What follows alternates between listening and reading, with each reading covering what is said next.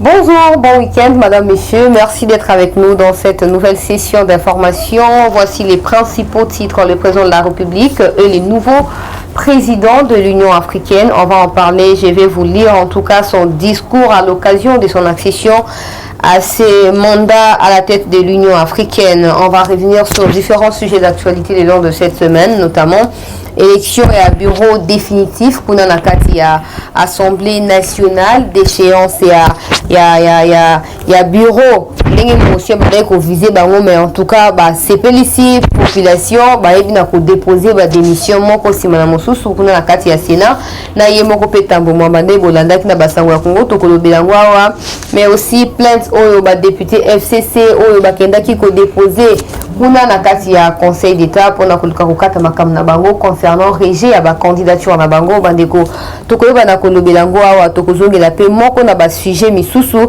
ndenge toyebi na ko classer pour na bino. Merci pour vos actes toujours.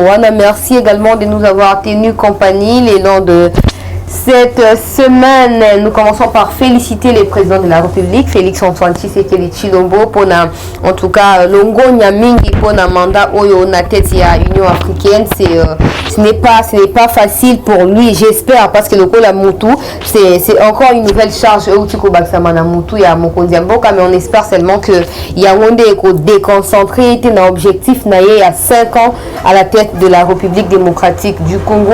Encore moins Union africaine est de la priorité Téponaye en tout cas, et on espère que RDC à cause de la parmi premier pays bénéficiaire il y a mandat oyo ya Mokonzi Mboka à la tête il y a Union africaine, et surtout à travers problème sécuritaire ya Mboka na biso.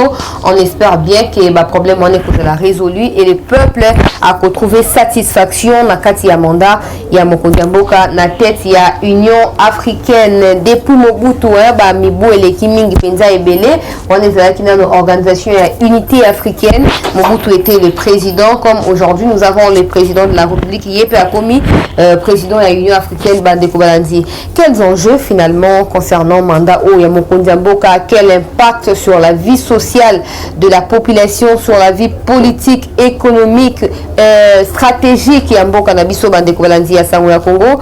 J'espère bien à travers réaction ya batu o te batu na kozo batu ba na kosenga na Mokonzi Mboka été à prioriser o ezabongo situation sécuritaire na est et RDC pour na koluka en tout cas finalement ya ko solidifier lien na pays africain oyo de toute façon koki ko venir en aide na armée congolaise pour na koluka ko stabiliser paix na est et Mboka na biso. On espère que le président va en tenir compte topé à prendre en considération appel wana ya peuple congolais et puis ekosunga biso to s'identifier to se retrouver pe na kati ya mandat oyo. Mais en tout cas likamboleti ya Rwanda, relation entre Rwanda na RDC na à travers milice na bande mesana kokota na Mboka oyo, est-ce que ça fait partie des priorités? J'espère bien que c'est oui, parce que Batouana il faut bazonga na place na bango comment on ndenge ba Rwandais toujours mutloko la Vincent Karega oyo azara ambassadeur na bango na Mboka oyo kota l'arrogance oyo lubaka nango, on peut s'imaginer directement ndenge ba Rwandais bazalaka. Ça montre que bango congolais qui jamais ko na Congo ko déstabiliser Mboka na bango ko salemate. D'ailleurs le Congolais n'est pas la bienvenue na Rwanda. Et pourquoi bango basana kilo wana basana audace wana courage wana ya koyaka toujours ko déstabiliser Mboka na biso? J'espère pas qu'il faut y aller avec force ou brutalité, mais à travers stratégie.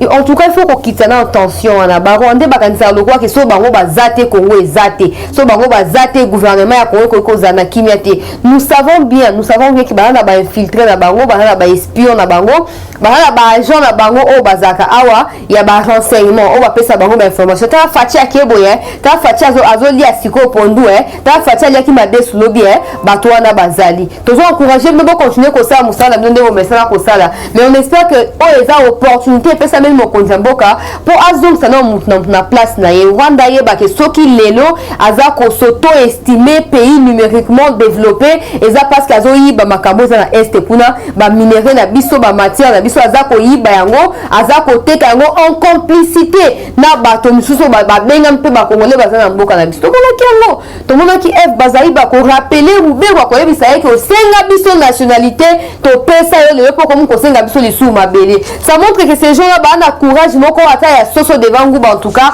ezalaka bien. Donc il faut ko kitisa bango mapeka ko faire voir bango que bozamboka na bino bozam même pas RDC décentralisé. Bozam même pas RDC balkanisé pour que non bon air monto sunga bango a fufu pa bango ezangi tika to sunga bango malewa kuna ezangi tika to sunga bango du n'importe quoi du n'importe bato il faut que zo sa bango na place na bango mutu na mutu na richesse na exploiter on se pose zangi yango sala oyo ko sala. D'ailleurs tous les pays où ils ont développé dans le monde bazaka na ba minéralité. Pourquoi minerai à Congo ça toujours quoi attirer convoitise et puis convoitise on a nzela ya ba coopération normalité na nzela ya diplomatie moko ebongisa mité na nzela ya violence na nzela ya na ebité ba moyen nyonso ba rwandais ba utilisaka entre parenthèses base à la instrumentaliser na ba américains to ba occidentaux pour baluka toujours ko déstabiliser kamboka oyo ba compatriotes na biso mutu mo bazaka kufa na est kuna po ba rwandais ne mutu ba kanga est le roi biso mutu iba est pa na bango ba ko luka ko zongo na boko na biso to ebi même kende mo konja mboka aza kokota akosi na Union africaine boye ba plan ya siketiami toyebi ke Kagame alekaki wana no toyebi ke ba plan ya sike kotiama en place mpona koluka ndenge nini kobanda kolanda ye sima kobanda kotia ye banzete na nzela mpo abeta libaku. Mais on espère bien que l'équipe peut accompagner. Je sais que cette équipe-là a déjà été mise en place par les présidents il y a très longtemps. Panel, voilà, il faut accompagner Mokonzi Mboka, dans mandat dans la tête, il y a l'Union africaine. J'espère bien que ces gens-là seront éveillés, ils seront souples et sensibles dans la Makamouno sur la Rwandais. Ils sont toujours capables, papa. Le fait que Bazako agir en commun accord, ils seront toujours efficaces. Pour bateau ya biso moko na kati ya baza ko pesa bango ba information ya wana ko sala ke ba yeba toujours évolution ya makambo ata ya kuku ba ko yeba kaka pona nini pour biso moko pesa bango ba information na kati ya bateau ba ko tambola Mokonzi Mboka na mandat o ya ena oyo baza ya bateau baza ba digne fils du pays baza bateau baza corruptible te bateau ba ko paniquer peut-être bateau pe baza na ki di bate ono Mokonzi atemi azo sura ti maboko na poche ndena mona ki mutu wana se excuser na autant combiné raté, peut-être zaki erreur, peut-être zaki conscience. Dans tous les cas, toujours mon a, babino kabongo zako s'accumuler. Bamsou bazaki président à côté, bazo limba, bazo mettre ma solo, bazo seka, bazo concentré dans ma solo, mais mouto c'est que bango ba koma ta esika ba koma kiwana à côté bango baza ya kofanda. Moko o msusa Mokonzi Mboka zo yamba diplomate moko yatie maboko na poche, ata lokwa mutu mo azati, mutu mo azo boule fufu na ndako, mais bon, nzoto quand même na kati ya présidence. Bato wa boiso wote ba ona autour ya Mokonzi Mboka pona mandat ya Union africaine to komona makamba rwandais ba osala to komona makamba rwandais ba osala. Donc il faut mettre des gens éveillés, des gens conscients et qui savent pourquoi ils sont là, qui savent pourquoi ils sont là. Je répète ba o ba yebi pona nini bazawana ba o ba ko yete pa mona ke bon voilà ba tie Mokonzi biso pe ba tie biso neti boye Mokonzi Mboka to moni mabunda kei to moni bamboso baye to moni lukamba kei tambo mamba kei visiblement so bito banda ko réfléchir to mona ki y a une bonne volonté ya ko mpepe asika ya ko ma changement mais changement ça emana bato akalate changement ça emana bato mitema mulilité changement ça kana bato yo bango moko a partir ya ndaku a partir ya maboto na bango baza na mentalité ya ko changer baza na soif ya changement na bango nde bazaka ba pilier oyo bokoki ko miser sur bango pona ko aboutir na changement ezate ke ka bon voilà biso quoi tout ça qui communiquer nous les ressortissants du Grand Kassai, les caucus des députés du Grand Kassai, nous soutenons la vision du président de la République du n'importe quoi. On les a blablaté, zako beta mounoko, et puis surtout qu'on tient mounoko, ma fout la mounoko à Mokonzi Mboka. Il faut qu'on ait la bateau baza conscient. Bateau baza na objectif bien déterminé. Bateau baza na vision bien établie. Pour éviter que non, à Tchamesika boete, aza sous semeur de troubles, aza sous cause et là comme quoi ma belle ça les maté.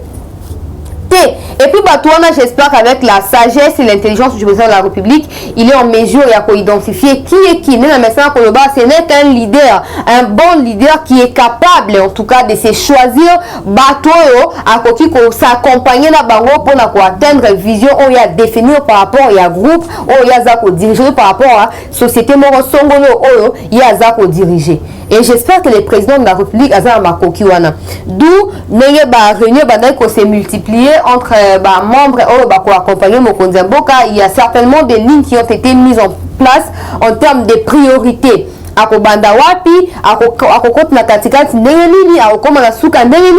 J'espère bien que tout ça est déjà bien défini d'avance pour nous permettre à Mokonzi Mboka à Kende Liboso. Et biso peuple congolais tozalaka naka pour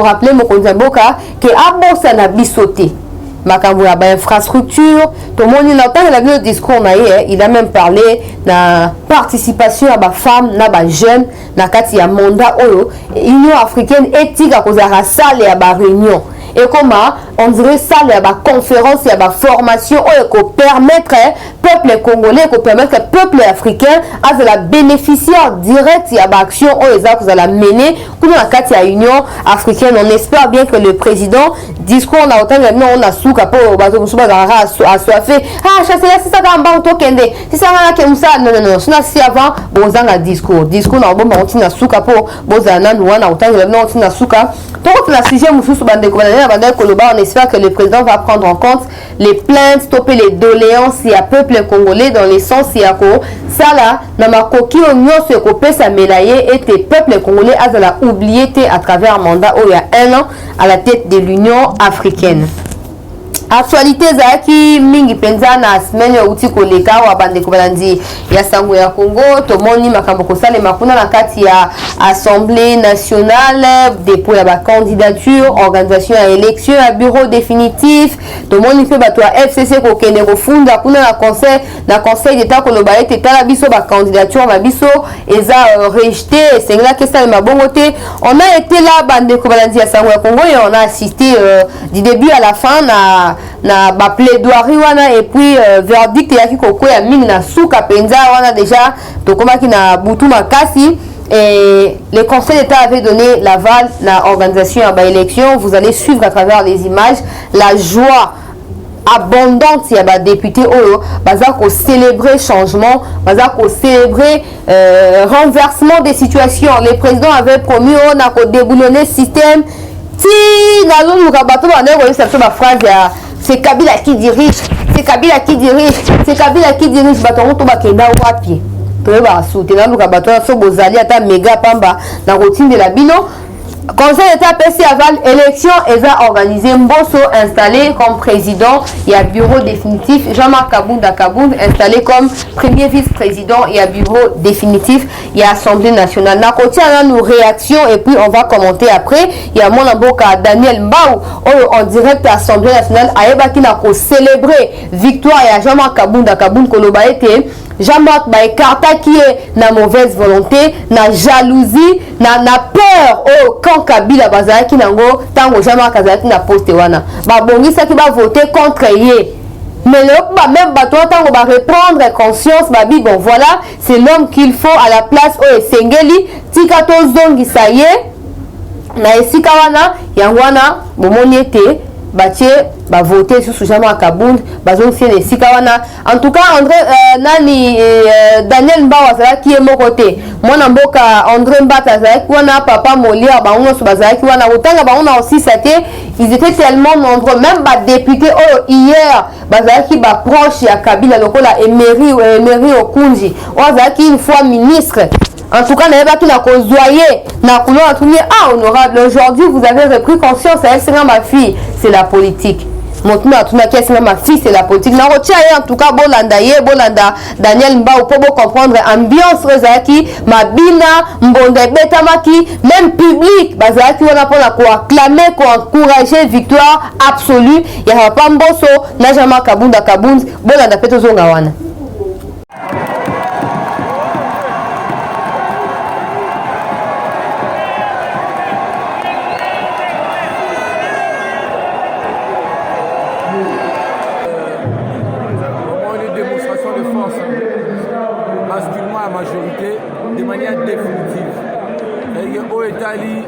FCC, régime passé, le lot a beaucoup terminé.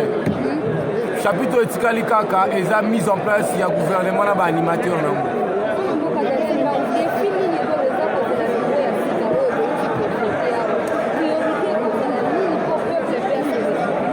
Non mais justement, priorité, ça, on va vous faire des bonnes lois, non maman. Une besoin de population erreur. Vous voulez savoir que le roi a biwa sika, le parlement ne peut pas tout mappa. Non. Le parlement ne peut pas faire non. Ce n'est pas le boulot du parlement. Il faut que le peuple on va faire des lois maintenant dans l'intérêt supérieur de la nation. Non pas que ça. Par contrôle, il y a gouvernement et ça va contrôle la qualité, le contrôle parlementaire. Et ça va contrôler la qualité et ça va produire des résultats en faveur de la population congolaise. Donc, nous avons ça peut plaider que le roi de Birombo Sosikoyo m'a peu comme au félé, ça t'est. Donc, dit par le Kaboula, non. C'est-à-dire que maintenant, là, les Congolais doivent mettre en tête que c'est un régime du peuple qui s'installe, qui va travailler pour le peuple. Et là, nous attendons la main d'association du peuple congolais. Parce qu'il y a qui s'allume banda. Alors, question au Tuninga, il y a priorité force de la gouvernement. C'est le gouvernement qui mettra en œuvre la politique générale de la nation. Bisso a au Parlement, Moussa Bisso a contrôle. On va maintenant commencer à contrôler. Est-ce que, sous le plan de sécurité, vous avez un problème de sécurité à l'Est? Est-ce que vous allez donner la sécurité, oui ou non? On va évaluer. On va faire une évaluation finale à la fin, mais des évaluations aussi à mi-parcours. Mais de l'autre bord aussi, on va se poser au-delà de la sécurité. Le social du peuple, qu'est-ce que le gouvernement a promis? On va contrôler. Si le ministère au social du peuple, ils ont répondu à ma tante à peuple, qu'est-ce que nous allons faire? Comme le Parlement est assis, que un Parlement sérieux, un Parlement responsable, on va sanctionner ces ministres. Tu vois? On sait que quand on format et prochain gouvernement, il faut réduire le style de vie à l'institution, comment faire? Non, mais le chef de l'État l'a dit, parce que ça, c'est dans la discrétion quand même du chef de l'État. Moi, je suis dans une autre institution, la séparation pouvoir étant. Le chef de l'État, on va réduire les trains de vie des institutions. En commençant par réduire la taille du gouvernement. Donc, je crois qu'on a dit que nous partirons de 65 à 45 ou 43 ministres. Et voire même, on va même à 35 ministres. Parce que le plus important, ce n'est pas aller au gouvernement. On va devoir construire le gouvernement comme en joie. Le plus important, c'est l'efficacité des différents ministères. Efficacité, efficience. Parce que gestion balo et gestion axée sur les résultats. Quand ce sont les résultats, on va commencer à fixer des targets. Vous n'atteignez pas votre target, vous revenez ici, vous expliquez. À la deuxième fois, on vous sanctionne. Donc, on a un système de supervision spéciale. Tu comprends? Et la supervision est compartimentée dans la zone. La première zone, c'est ma proposition, je crois que ça sera la zone orange. C'est-à-dire que, yo ministre des Sports, on va gagner Chan, on va gagner Mondial, on va gagner Boy. Et qu'on se rend bien compte, finalement, après une année, on va gagner le Kouate, on va faire chance à Souka. On continue dans la zone orange. Après 6 mois, l'objectif qu'on va fixer, on va atteindre ma target, on continue dans la zone jaune, et puis on continue dans la zone rouge. Rouge, on va avoir on présenter des missions, on va évincer au pays. Donc vraiment, on va installer un État sérieux. Je crois qu'on aura le Kaboun par le Bélakiango, président de la République, le Bélakiango. Ça, c'est même le credo de mon président, le président Jean-Pierre Bemba. Donc il faut installer un État. Il n'existe pas. Il n'existe pas. Il faut des hommes d'État pour installer un État. Donner la vitalité à l'État. Vous voyez, l'État, c'est comme une personne humaine. Moi, ce qui tombe, tu es articulé, tu as la tête, tu as les cheveux, tu as les yeux, tu as ma colo, mais ce va sur le colo, quand tu as une difficulté de marcher, c'est comme ça l'État, toutes les structures, il faut te vendre sa administration à l'État, te vendre sa service à sécurité, te vendre sa armée à l'État, te vendre sa gouvernement à l'État, te vendre sa service public à l'État pour te répondre à besoin de la population. Parce que sans Bilo Koana, sans cette cohérence, dans cette dynamique, l'État n'existe pas. Tout ce que nous faisons au Congo, c'est de la coquille vide depuis 60 ans. Donc on veut vraiment donner du sens et de la forme à l'État. On continue bande kobalanzi ya sango ya Congo na bino longo moko bauti komona na mabina likolo ya mabina Daniel Mbao oyo ayebina ko sensibiliser jeunesse en tout cas concernant prise de conscience. parce que ne balobaka ka jeunesse boza relève alors bino mutu boko remplacer biso bino mutu boko gérer abi jeunesse oyo koki ko remplacer koki ko gérer zaka jeunesse oyo eza consciente eza na vision claire eza motivé à continuer à travailler nde yango jeunesse wana mutu ekoki ko sala makambo ya kamwa ekoki ko kokendisa mboka Congo liboso bandeko balandi ya sango ya Congo. On continue avec vous na ba sujet musuto bongisa kia wapo na bino bandeko balandi ya sango ya Congo na makambo matali Sénat ya mboka na biso. Toza komona basculement ya situation Tambo Mwamba ayebi na ko déposer démission na etango ayoki ete motion si eza déposer baye bato bazaki na conscience kuna na Sénat baye ba installer bureau d'âge bandeko ba installer bureau d'âge et puis ba pèse déjà date na heure pour na plénière bisika kani ba ko examiner motion tango te bon talo komi boye nami bongsa na ngai na kende na tika na wa ko subir so ya ilukamba pamba wa yemo kabila ngo mutu to kufelaka aza soki wapi to yeb même pas lo ba pété atinda biso kaka na makambo yo toza ko yeba penza mingi te tika na mi déposer ya nga démission. Mais certaines sources anonymes bandeko ba indiscrétion na message ko ba ezanga raté pour to ninga to ken toujours na source pour na ko yeba ndenge nini to ko zo ba information oyo eza crédible pour na ko memela bino. Il a déposé sa démission mais il semblerait que ayoki nzoto malamu te après dépôt la démission et il a été rapidement ramené na hôpital. Il y a clinique ngalie makuna pona kozwa ba soins et puis ba avocat na baza ko exiger ba évacuer à l'étranger pour la ba soins appropriés. Ce qui m'étonne na makambo yo César nini ba baza kaka il est malade ba évacuer mais 18 ans bino bo sala pourquoi bozaki incapable ya ko sala ba hôpitaux neti bobela raté pona bino ko bela raté boza nzoto ma bende ata ma bende e moko eruya kapé. Pour beaucoup de faire l'hôpital, parce que même si vous allez à l'hôpital et vous avez un pauvre peuple, vous allez appauvrir volontairement, vous allez bénéficier d'un mot. Mais maintenant que vous-même vous tombez malade, vous n'êtes plus en mesure de vous faire soigner ici. Vous sollicitez des soins à l'extérieur. On dirait que dans le Congo, l'hôpital est attaqué. Pourquoi? Parce que non, vous avez refusé. Il y a comme ça l'hôpital qu'on soigne. Bon, papa. Arrogance yaba une femme sale les femmes nini kofinga basi konoba vous n'allez pas nous intimider Zabino. Pourquoi aujourd'hui vous paniquez? Pourquoi vous avez kosenga ba soin à l'étranger? Non mais parlons-en entre nous. Et que marambo non défendre le président n'est pas défendre non ce qu'on a la conscience c'est que présent ou ko constituer passé dans le lobby ko rattraper on a futur ko za présent na yo. Mais que sont moi comprendre les plazabwe on a le bas est à présent so comme lobby comme passé na ngai lobby comme lobby est à futur comme lobby sous comme à présent na ngai. Donc ce que je fais aujourd'hui je dois bien réfléchir sur les conséquences ko zonga kasi mama comme naza ko sala lelo. Non mais je comprends pas batuyo sur la FCC sur les babeli bakenda ka soin à l'étranger. Pourquoi alors il y a cinquantenaire? Pourquoi il y a HG? Pourquoi il y a clinique Ngaliema?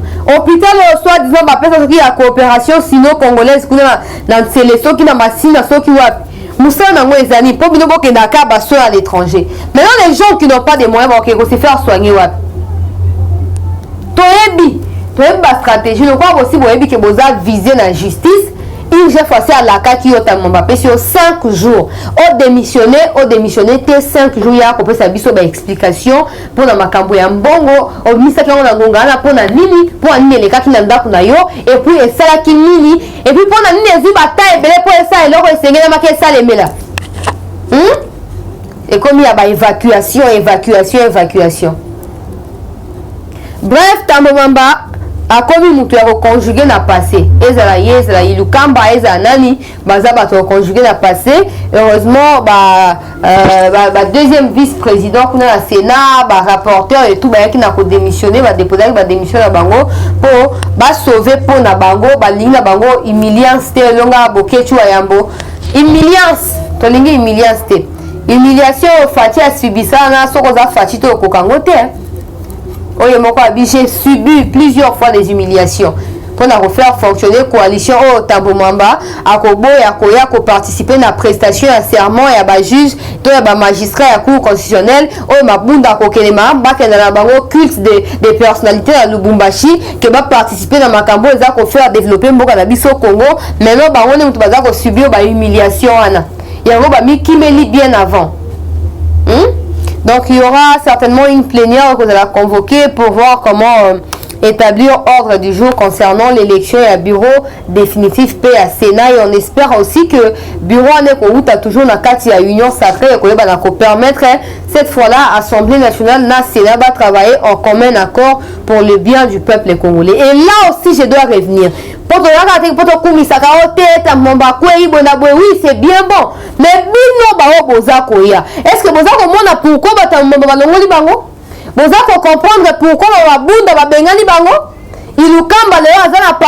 comprendre. Si vous allez venir là, le peuple sera toujours là pour vous chasser. Le peuple sera toujours éveillé pour vous rappeler c'est à quoi Bozawana. La mission qui vous a été assignée toujours wana pour rappeler la cabinet des médias toba marche pacifique et Salema. C'est pas parce qu'il y a une union sacrée, c'est l'initiative du président de la République qu'on va fermer nos yeux pour acclamer, applaudir, même s'il y aura des bêtises. Dans tous les cas, personne ne souhaite qu'il y ait des bêtises là-bas. Tout le monde veut que le peuple s'identifie, se retrouve dans cette union sacrée là. Et que bateau bateau à le koso, bateau à minene,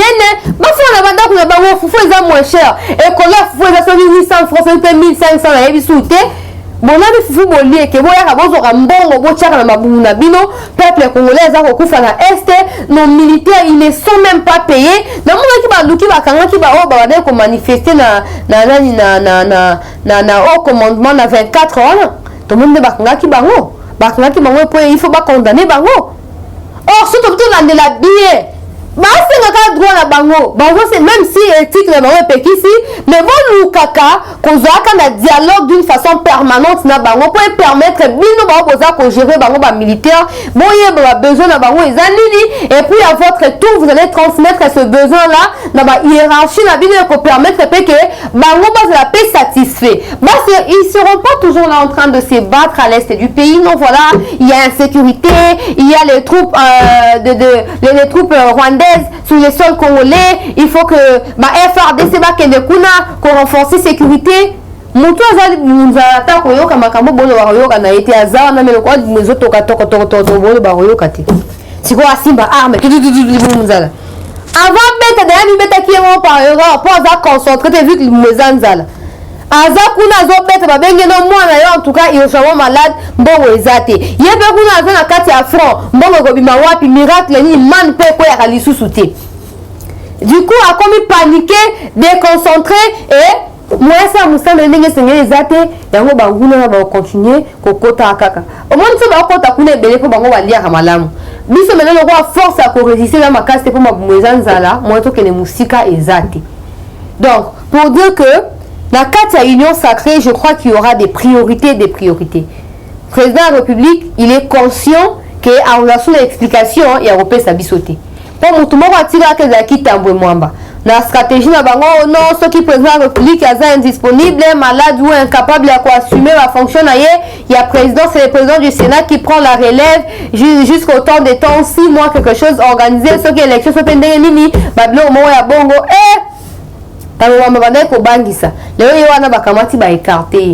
On espère que Moutou Akoya a Rosala peut-être issu de la union sacrée. Le quoi pour la FCC, mais cette fois pour la union sacrée. Donc essayez s'il vous plaît de travailler pour le bien du peuple congolais. Parce que si vous êtes là, que ce soit des députés ou de quoi que ce soit, c'est parce qu'il y a un peuple. Bon, vous avez un ministre, vous avez un député, c'est ce qui peuple a zaté. Bon, ceux qui vont le peuple, bon, on a 2023, trop tard, bino. Bon, les gens ont communiqué par exemple pour les présidents de la République sont en train de vendre la bonne image du président. Ils sont en train de vulgariser les bonnes actions du président. Et ça, c'est le président. Donc, bon, 2018, ils ont sous-souté, vous avez une union sacrée, mais tout le monde va voter, sous le cas, Fatih, va voter, Donc, même si la vision appartient au président de la République, chacun de vous faisant partie, il y a l'union sacrée, on a foyer, la responsabilité aux revenir na charge naie. Non seulement répondre aux besoins et à fief électoral naio, mais tant que ça député national, que tu sois en mesure d'apporter des initiatives pour aider les nations d'abord. Et ensuite, en termes de particuliers, pour aider fief naio, bisika ba votayo. Armée faut foutama. Basi na bango ba zapen zoto kolongonu, bali akapé, bana bango batanga pe classe. Mais ba gratuité enseignement baba konga ba kati ba sali ba école à lokuta boy na boy. Ndenge IGF a révélé wana. Ba konga asa mutu moko aye devant la barre, explication bien té à côté. Comme ça oya ko ya ba tieka EPS ba konga makala té ngati. Na samba kama ndenge sengeli. On a exemple, n'a pas ces exemples. On a scellé à la gouli, par exemple, le ministre il y a finance à Bandaï qu'on fout 500 entreprises, par exemple, fictives. Non, pas ça comme exemple. Bon, on a avec le ministre, il y a rien de ça. Oh, preuve, là, tu es là, comment tu ah, papa Kende. Oh, preuve, ça dit, bon, Namakala. Comme ça, on a prochainement, ministre de la finance, Namakala. Et PST, Namakala. Ah, tu es là, mi bâti. Comme ça, on verra visiblement produit, fruit. Il y a 3 ans, il y a un mandat à Mokondi Mboka. Et puis, il y a moyen toujours de changer de ministre. Ce c'est 1000 ministres dans 3 ans pour Mboka. Et bon, voilà, tu lié, tu tonzi, tu nanzana, biso. Et ça, les mabongo. Au lieu de maintenant, tout le monde a été par manque qui a bateau intégré, par manque qui a expérience. Dans tous les cas, expérience, au travail. Quand on travaille aux expériences, donc il faut laisser la place aux jeunes, il faut laisser la place aux gens qui sont peut-être plus que capables de estimer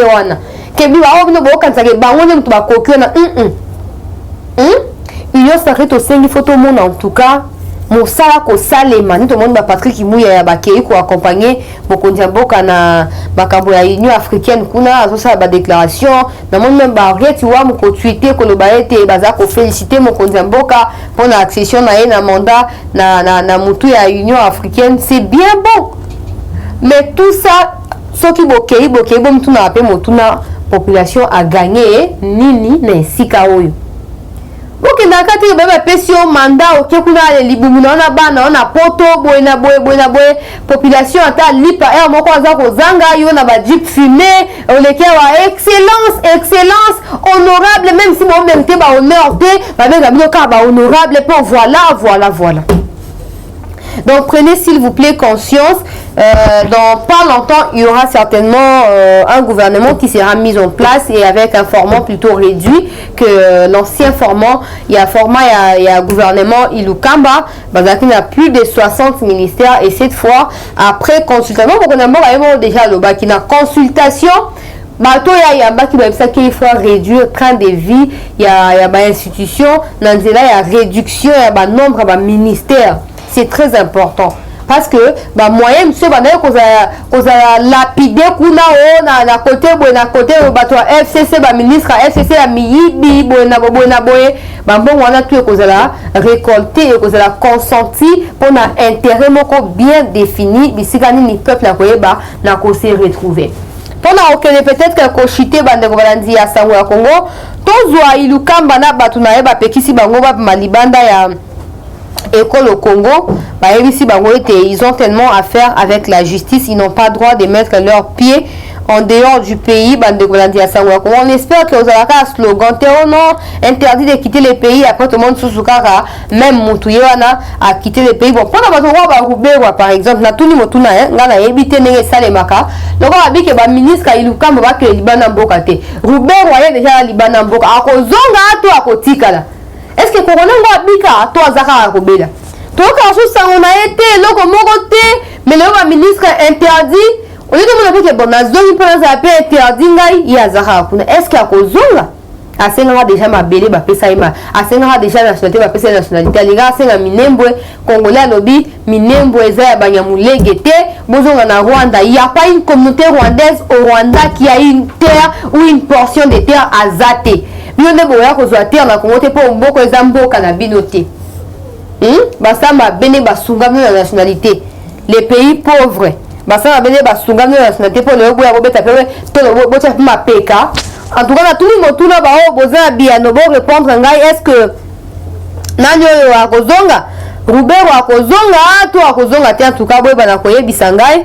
On suit de près situation ndenge nani oyo Gilles Alingete il y a inspection générale et à finance ces gens là ils ont affaire à la justice. On espère bien que justice a innocent bravo na innocence na bango mais baza coupable bon c'est bango ka film te akimuyibi bayibi pendant 2 ans c'est bango film il y a 18 ans plus 2 ans c'est le 20 ans. Il y a magui la tête ya mboka oyo ba futa pona misana na bango procès to pe ba enquête vous allez kofungwama to zela pe IGF yo pona ba ki ono mahada pongo zela pe enquête to pe procès ya likamne ko sale mapona mamba bukanga nonzo et ça le mapete to zeli pe minge ou melite to zela sale mape po musu ba ko lobela ngwa en tout cas bande ko balandi to komi na suka bande ko balandi ya sango ya Congo na kende siko ko tangela bino o eza bongo discours ya mokonzi ya mboka à l'occasion ya accession na ye à la tête de l'Union africaine bande ko balandi ya sango ya Congo. Fort de ma vision d'une Union africaine au service de peuples africains, je me propose de faire sortir notre organisation de salles de conférences pour les cours, les écoles, au lieu des camps des réfugiés, au cœur des marchés de nos villes et champs de nos villages. Nous voulons une Afrique avec une participation active et massive des femmes et de jeunes, moteur d'un développement durable et inclusif. Promouvoir une communauté panafricaine consciente de son histoire, de son potentiel artistique, de la richesse de son patrimoine culturel n'est pas une option mais un devoir. C'est un privilège unique pour la RDC qui accède à ce jour à la présidence de l'Union africaine à un moment symbolique et hautement significatif où nous célébrons les 60 ans de la disparition d'un digne fils du Congo et de l'Afrique, Patrice Emery Lumumba. Une Afrique au service de peuples s'est construit aussi à travers l'intégration du continent. C'est le lieu de saluer les progrès accomplis dans les processus de ratification de l'accord. Il y a marché, il y a libre échange au RDC à Ebina pour ratifier. Dans la session extraordinaire qui convoquée il y a quelques temps na parlement na biso chambre basse et puis Ekosa le mappé en parallèle na chambre haute. Dans quelques jours bande Kolandi à Sangoya Congo. Donc, comme il y a pour clôturer session et information, merci à vous tous qui avez soutenu cette session d'actualité à travers vos commentaires. N'hésitez pas, madame, messieurs, de continuer à les faire, surtout de partager nos publications pour Batoupe Batalaka, Baye Bapé Moussa Toza Kosala, continuer à soutenir Vision Mokondemboka. Merci à Arnold Chilombo, qui est la caméra pour réaliser session et information. Merci à vous tous de nous avoir suivis. Prenez rendez-vous avec moi demain à la même heure sur Sangoya Congo. Bon week-end à tous. Eshima, votre magazine qui bat au rythme de l'actualité. Une réponse à vos besoins en information, un éclairage dans divers domaines. Impartial, documenté, instructif. Eshima au cœur de l'info. Retrouvez la nouvelle édition. Exclusivité, le professeur Willy Kitobo Samsoni maîtrise le secteur des mines et gagne le pari de la mobilisation des recettes publiques. Désormais membre de Cobalt Action Partnership, le ministère congolais des mines a abattu un grand travail dans sa sphère. Contrôle régulier de l'application effective du nouveau code minier, loi sur la sous-traitance et paiement de la rétrocession due aux entités territoriales décentralisées, ouverture et attractivité du secteur des mines aux investisseurs, relance des entreprises du portefeuille de l'État, le ministre Willy Kitobo assure le suivi et contrôle technique des activités minières sur toute l'étendue de la RDC. Focus, augmentation de 66% des recettes, le directeur général des impôts Barnabé Mwakadi Mwamba, en technicien avéré, impulse les performances de la DGI. Dossier Eshima 2021, année de tous les enjeux. Nation, Hubert Mihimi Mouawa, directeur général de la Sona Hydroc, présente ses vœux de nouvel an au président de la République. Et sur la rétrospective 2019-2020 du ministre Thomas Louaka, un mandat placé sous le thème du redressement du système éducatif du supérieur. Agence de prévention et de lutte contre la corruption, un casting à refaire. Économie, Eshima Magazine revient sur les commerces générationnels en RDC. Retrouvez l'intégralité du magazine Eshima dans les kiosques. Eshima Magazine, un nouveau standard d'information.